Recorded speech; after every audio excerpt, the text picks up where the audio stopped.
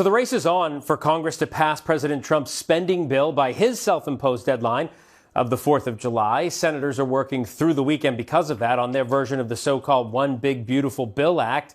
And while Democrats can't stop the bill on their own, they do have a new plan to slow down the process a bit.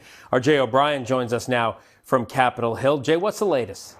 Yeah, Phil, you mentioned that new plan that Democrats have. We expect, according to a source, that Chuck Schumer will announce not long from now on the Senate floor that he is asking the clerk of the Senate to read through the entire bill text, nearly 1,000 pages covering this laundry list of Trump campaign promises and tax cuts and cuts to services like Medicaid and SNAP, the food assistance program, on and on and on. Schumer has obviously railed against this legislation, and reading it is not just a mechanism of trying to slow down the process, but it also is to demonstrate what he alleges are the negative aspects of this bill. But it comes as the Senate is really in this kind of holding pattern, Phil. We had thought that they would be having a key test vote, a procedural vote, a vote to really just start debating and discussing this legislation really by now. And John Thune, the top Republican in the Senate, was whipping votes to make sure that he had the numbers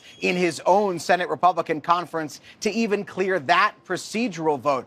But that vote hasn't happened yet. Unclear if it's going to happen tonight. The sense that we get from talking to senators is that they are preparing for that procedural vote tonight. But right now, it hasn't been called yet. They're not on the floor voting yet. And so a lot of this is still very much up in the air, Phil, as John Thune tries to make sure that he has the numbers in his own party. He can only afford to lose 3 Republicans. And he has multiple Republicans who say that they don't like certain sections of this bill, whether it's those cuts to Medicaid or the spending, et cetera, et cetera.